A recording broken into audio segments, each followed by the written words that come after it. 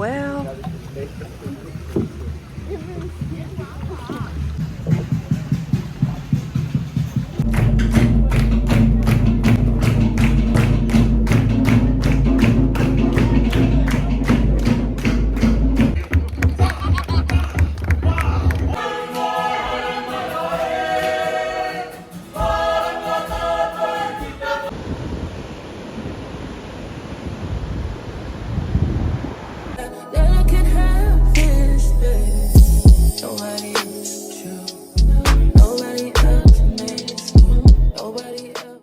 hey y'all, welcome and welcome back. For those of you who are new here, my name is Tiffany. I'm a full-time mental health and substance abuse therapist bringing you food, lifestyle, and mental health content.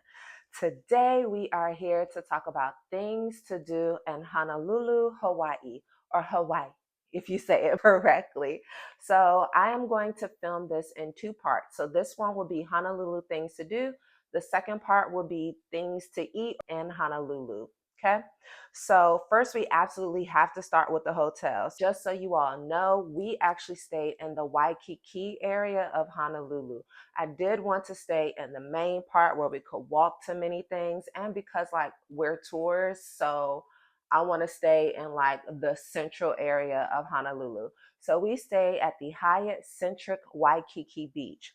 I have my handy dandy notes here on my iPad to make sure that I don't forget anything. Now, listen, I was absolutely in love with this hotel from when we checked in, and the lady said, "Do you want a robe and slippers?" Baby, you got both? Yes, I like that homey vibe. And I'm pretty sure that they have the robe and slippers because there is a large percentage of Japanese people there. And in Asian cultures, you do not wear your shoes in the household, and in Hawaii as well. So this was actually my second time in Honolulu, and it was Bay's first time in Hawaii. So this was a better experience, of course, for me because I had more money because I was an adult. The first time that I went was spring break, my senior year of undergrad. Now back to this hotel. The hotel also provided reusable water bottles, and they had water refill stations on the 7th and 19th floor. They also had a microwave at the lobby level because a lot of these hotels nowadays do not have microwaves in your room. So I like that there was a microwave that we could easily get access to warm up leftovers and etc. And I packed popcorn as a snack, so I had to use that. And they also had a hot water kettle in case you wanted to make your own ramen, tea, etc. To be quite honest, this is the first time that I've traveled and we stayed in a hotel that had a gym, and I never ever went to the gym. We were in Hawaii for 6 days and I never went to the gym. I worked out, but I didn't go to the gym. I preferred running outside because it's Hawaii. Like, I need the landscape in my life. I need to smell the beach. We are fortunate enough to have a corner room. So this is the King Deluxe room.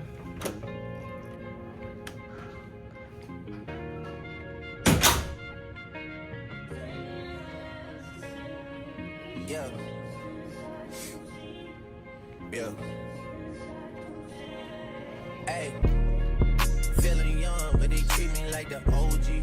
And they want the tea on me, I swear these bitches nosy. Said he put some money on my head, I guess we gon' see. I won't put no money on this shit, my niggas owe me. I gotta be single for a while, you can't control me. Uno those traits in a race, they can't hold me. And I show my face in the case, so you know it's me. Imitation isn't flattery, it's just annoying me. And I'm too about it. And the dirt that they threw on my name turned to soil, and I grew about it. Time for y'all to figure out what y'all gon' do about it. Big wheels keep rolling and rolling. I'm outside, 29, G5, seaside. I've been losing friends and finding peace. But honestly, that sounds like a fair trade to me. If I ever heard one, and I'm still here outside, front line, south side. I've been losing friends and finding peace. Honestly, that sound like a fair trade to me. Look, don't invite me over if you throw another pretty party. Looking back, it's hard to tell you where I started. I don't know who loved me, but I know that it ain't everybody. I can never love her, she a busybody. Baby, if you want me, can't be turning up with everybody. Nah, can't be fucking on this anybody. Yeah, I got feelings for you, that's the thing about it. Yeah, you know that it's something when I sing about it. Yeah, mama used to be on disability, but gave me this ability. And now she walking with her head high in a bag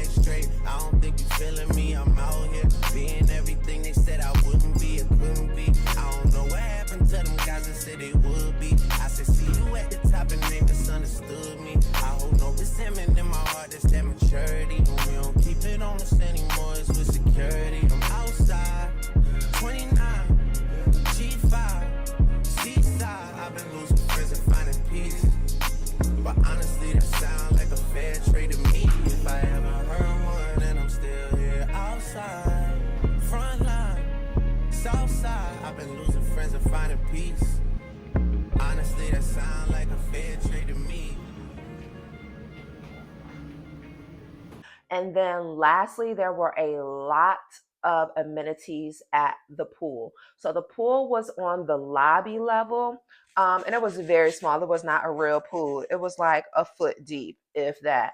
But they had sunscreen out there. They also had aloe vera gel for after you're done being exposed to the sun. They had plenty of towels. They had the nice chairs and all of that. So I did like that area, and I actually fell asleep while reading out there on our last full day. So that was really nice.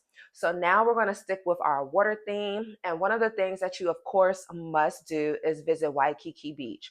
Now, the beach in general is what you have to do when you're in Honolulu. But if you're staying in Waikiki without a rental car, then Waikiki Beach is going to be your nearest beach. That beach gets extremely crowded. So I would suggest going first thing in the morning, and I do mean early in the morning, and getting your spot. Especially if you go with more than one person, then you all could take turns going to take a break and going to get an acai bowl, going back and forth to your hotel room, whatever. But I do recommend going to that beach earlier in the morning. It's a beautiful beach. Like I said, it's crowded, but like ain't nobody worried about that because you're on Waikiki, like having an amazing time absorbing some of that Pacific Ocean breeze. Now, when we went, there were like some volleyball tournaments going on one of the days. So that was like really cool to see. And they were taking it very seriously. So I'm sure that it was like a big thing and not like a rec league. There will be homeless people out in that area, but they don't bother nobody. Like they really just be minding their business. They might be going in the trash can looking for food. They might be laid up on the beach, walking back and forth on the beach, or just like reserving their own spot in the back of the beach. They don't bother nobody. So don't bother them. So, what you absolutely, absolutely, absolutely must do when in Honolulu is a Polynesian Cultural Center. I did that the first time I went and I did it again. And now I feel like it's going to be sealed in my brain. Like I could remember bits and pieces, but this time we spent all day there. So what I will share, I'm going to share the cost breakdown for everything that we did as well. So let's backtrack to the hotel. Our hotel was $1,800 for 6 nights, FYI, and we went in March. Now, to visit the Polynesian Cultural Center, it was $343.26 for two people.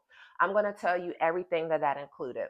So first and foremost, just a little bit of background about, we'll just say PCC, the Polynesian Cultural Center, is that the majority of the people that work there, and when I say majority, I mean like 80% of the staff are BYU students. That's Brigham Young University. That is a LDS church or a Mormon church, or a school funded by the Mormon LDS faith. So they have a campus in Honolulu, which apparently is really close to PCC.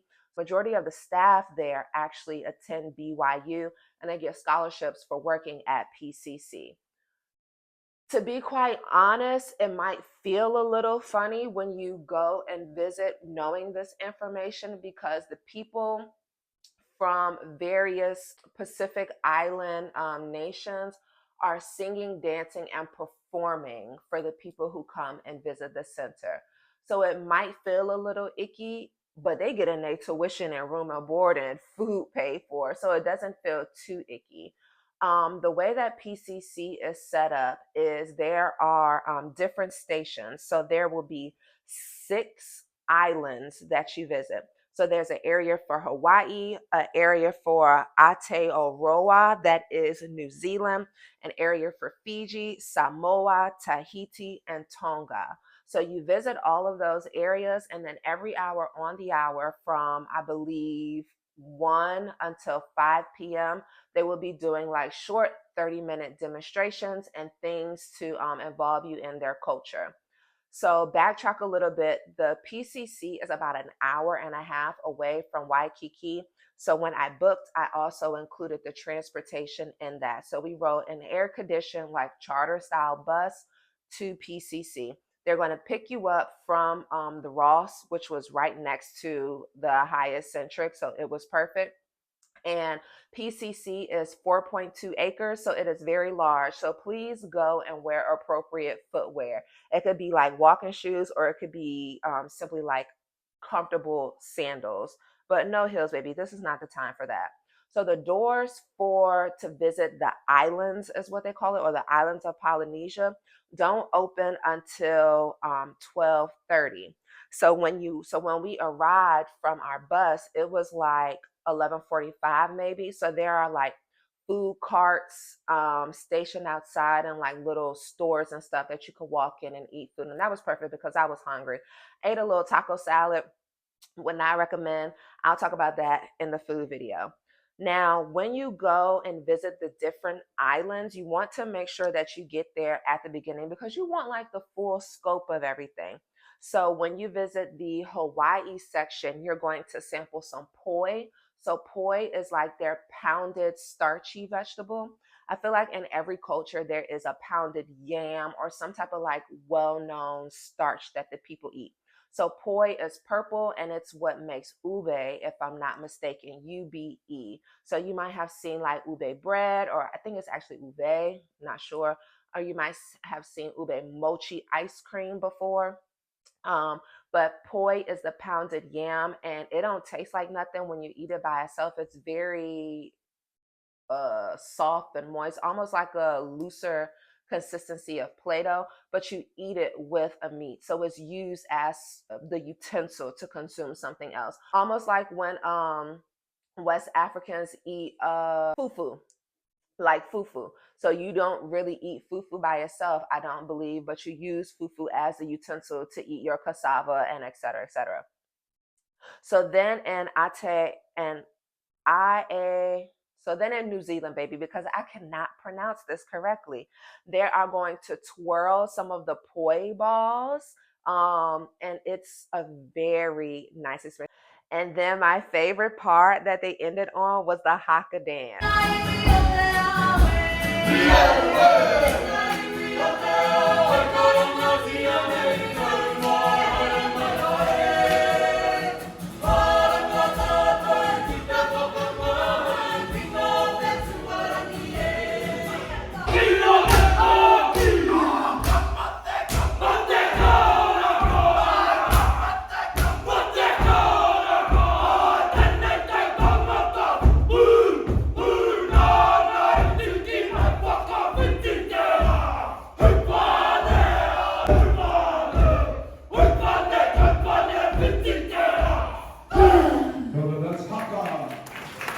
Oh my freaking goodness. I have seen the haka like warrior dance on TikTok before, especially when people are playing rugby. So I was so excited to see it and like to see them make like the big eyes and stuff. I'm assuming because they had like, I don't know if they're considered gods or anything like that, but they had the gods on the wall. They refer to them as their ancestors because they could actually connect their family lineage to the gods or ancestors that were on the wall. But the ancestors had like those like wide fighting eyes that you might normally see when they perform the haka dance. So I think that they were, you know, calling on roots for that. It was really cool to watch. And then when you go to Fiji, they're going to be some of the warriors, and they're going to perform like a dance for you all with a little bit of singing and storytelling.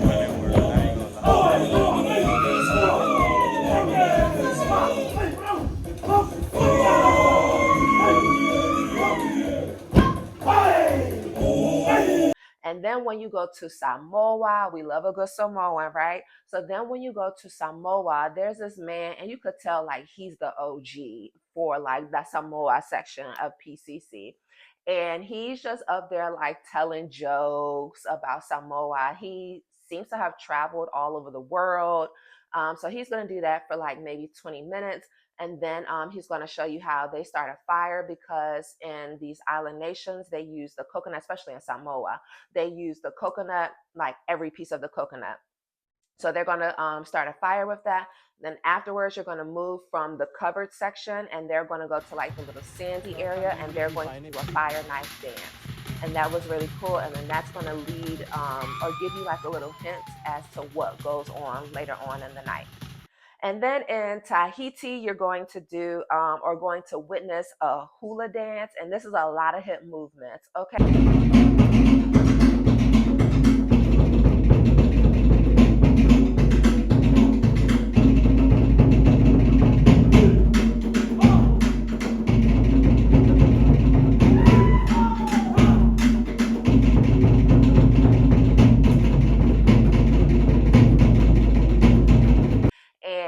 that was so fun because they showed the difference between the hula dance with the women and then the hula dance with the men.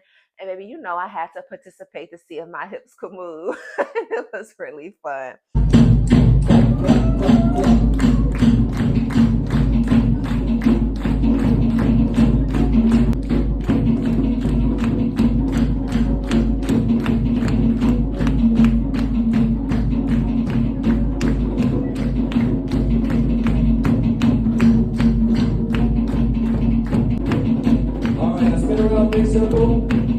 And then last but not least was visiting the island of Tonga.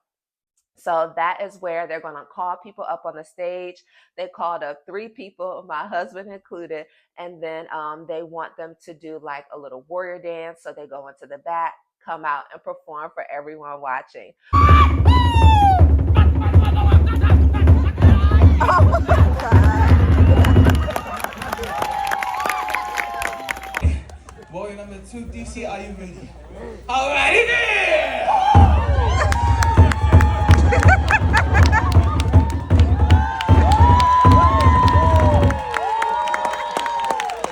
DC so strong.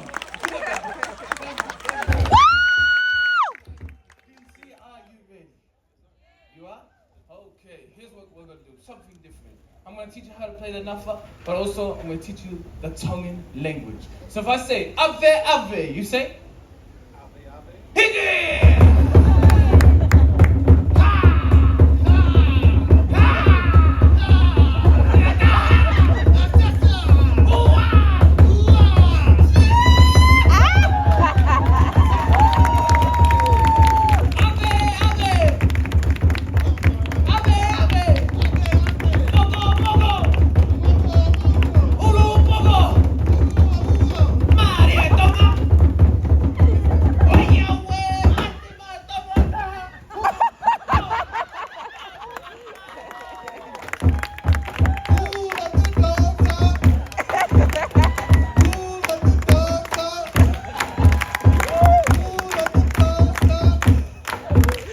So you have to be like really open and like fun and jovial in order to do this part. It was really fun.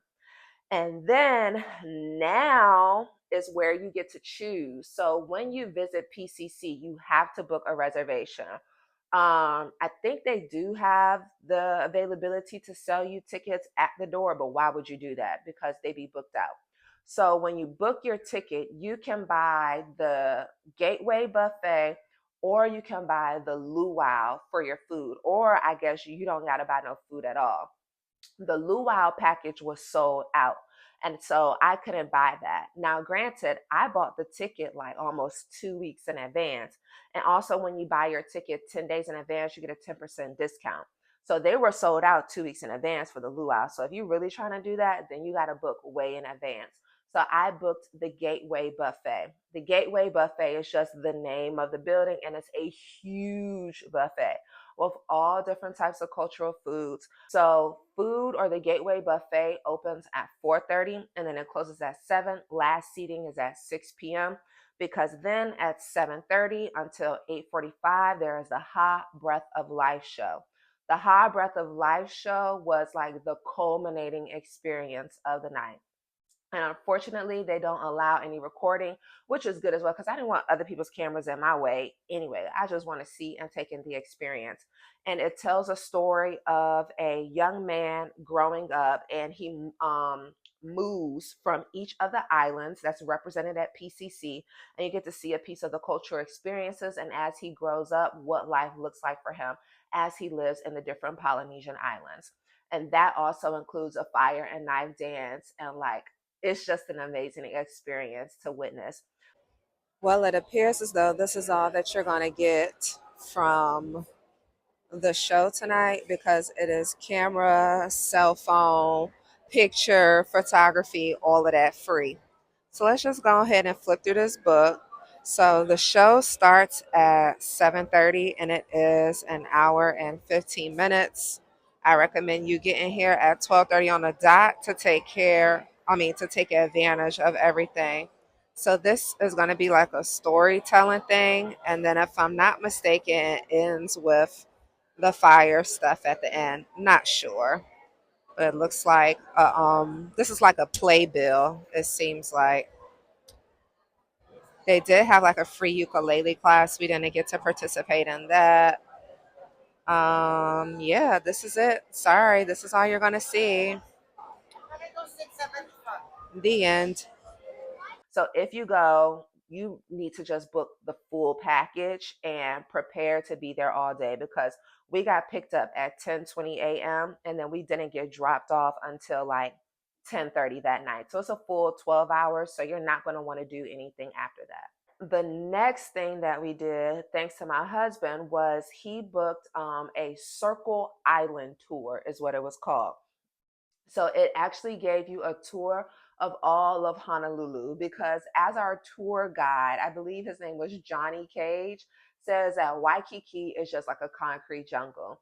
So you actually want to get out of that small city and then travel all over Honolulu to experience the culture.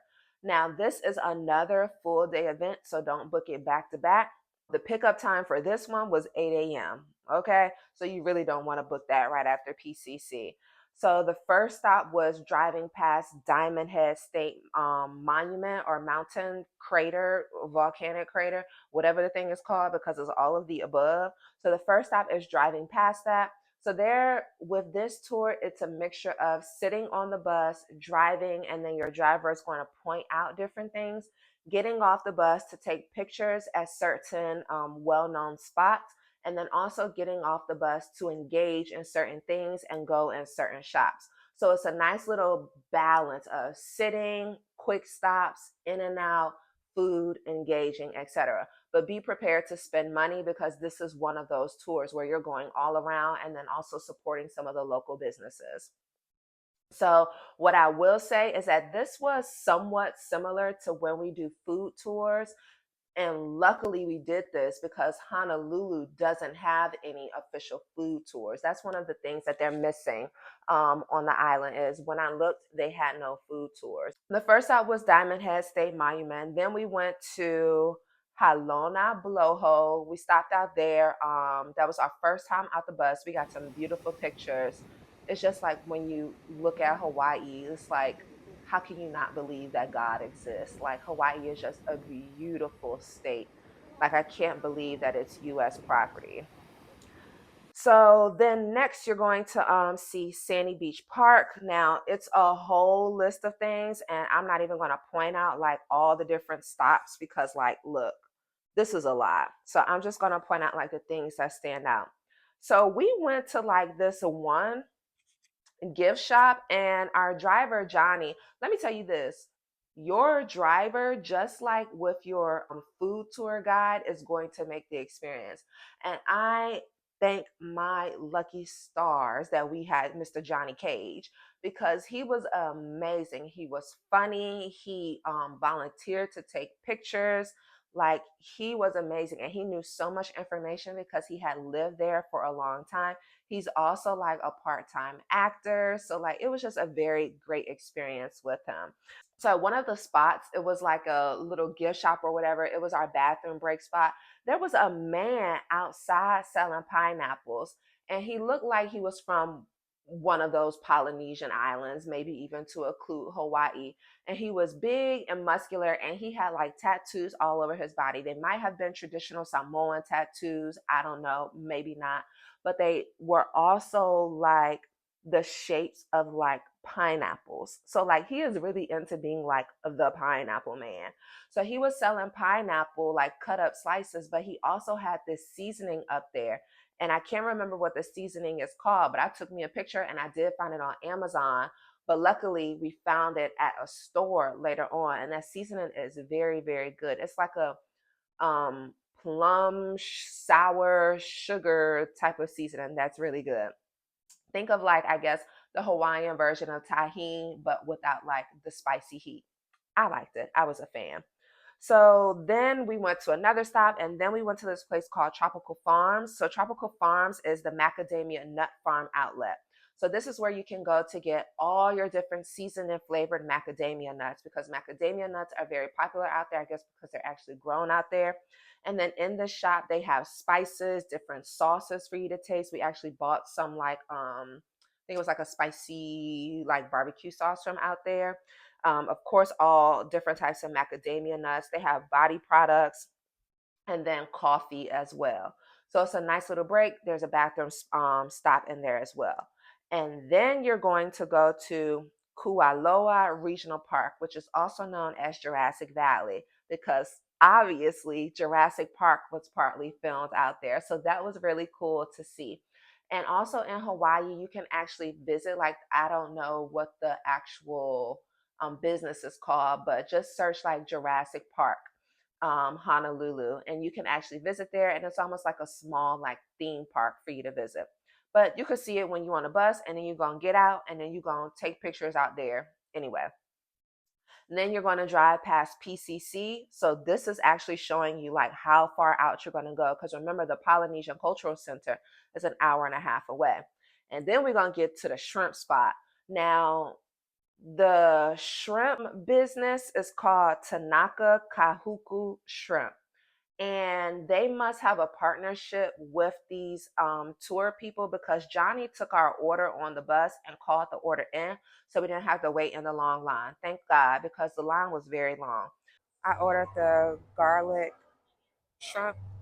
They had some other options as well. They got the spicy garlic. It just comes with the shrimp and like garlic sauce and butter, and then 2 scoops of rice and a little slice of pineapple to top it off. Let's see how it is. Start with the rice. Oh, it's seasoned. They made a liar out of me. This peach and pineapple sauce is real good. Sorry, this bee and fly keep coming over here. Peach and pineapple sauce, and then sweet Thai chili sauce. It was what? Two sauces for $1, right? Yeah, not bad. And then we went to Halewa Town Center. And the thing that stood out there was Matsumoto Shave Ice. Some famous person wore like a shirt that said Matsumoto. So then the Shave Ice place became very popular. They ordered a small one. I didn't really want any. I wasn't a fan. But for me, what stood out, I saw this girl selling banana bread, but the banana bread was like $13 for like a little loaf. I was like, oh no, ma'am. So then I went inside the general store in that area. It's called Whaler's General Store. And I saw that they had guava bread, coconut bread. I believe they had a banana bread and then a pineapple bread. I said, oh, baby, give me the guava bread. Give me the guava bread, because the last time I was in Hawaii, I had these guava pancakes. So it's pancakes with like a guava syrup on top.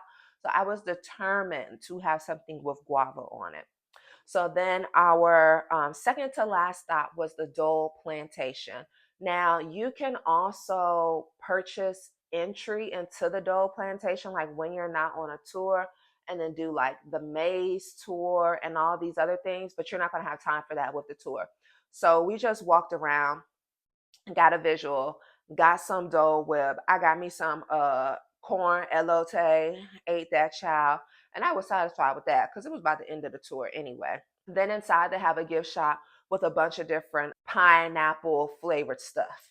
A bunch of pineapple flavored stuff. They have a lot of like homemade gummy bears in Hawaii. Like, I don't know why that's popular, but I was very intrigued, but I did not want to pay the Hawaii price. And that's one thing that you should know, is that Hawaii is not cheap. It ain't cheap at all. So you guys to be prepared to spend your coin. Now, last stop on this tour was going to Green World Coffee Farm. So this is where they have like samples of coffee. I believe they have samples of tea as well. When you first walk in, there's a small like coffee shop that's selling like the already made coffee. And then when you go to the back, there is coffee beans, either whole beans or already grounded up beans that you can purchase. And they have all different types of flavors. So I sampled it and I said, oh yeah, I need this coffee in my life. And if you're in Hawaii, like, I feel like you have to buy coffee. Like, if you go to Hawaii, when you're eating, you got to have an acai bowl.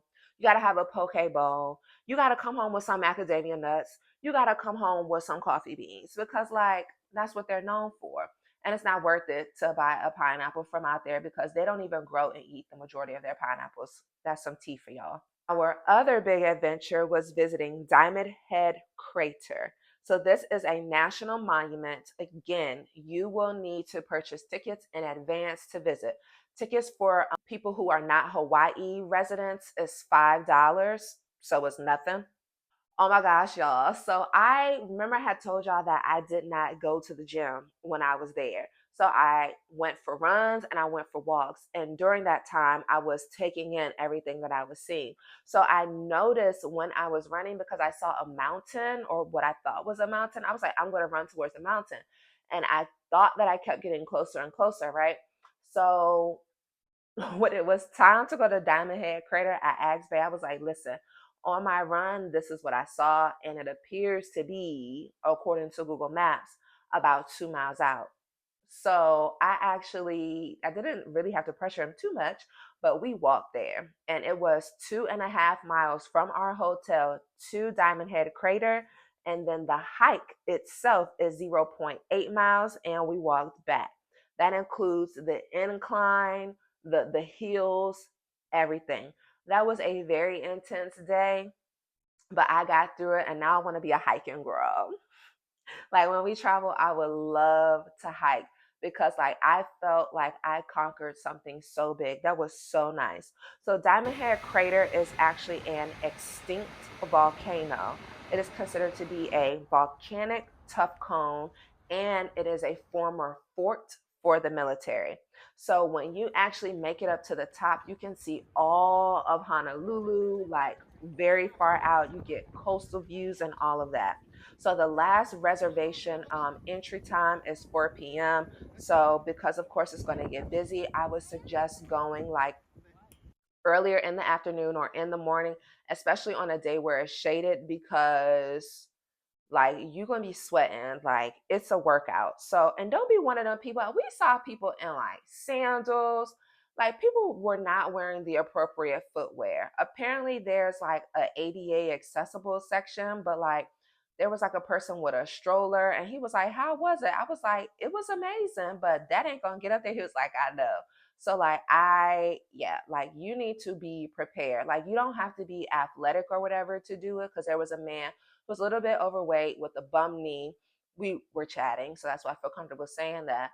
And he did it. Like there's places where you could stop and sit for a little bit and breathe and then keep going. But the main thing I would say is that you have to have the mental fortitude to be able to do it. And it's just amazing. Now, last but not least, there was a festival going on. So our Uber driver told us when we were going from the airport to the hotel that Honolulu has a festival almost like every week.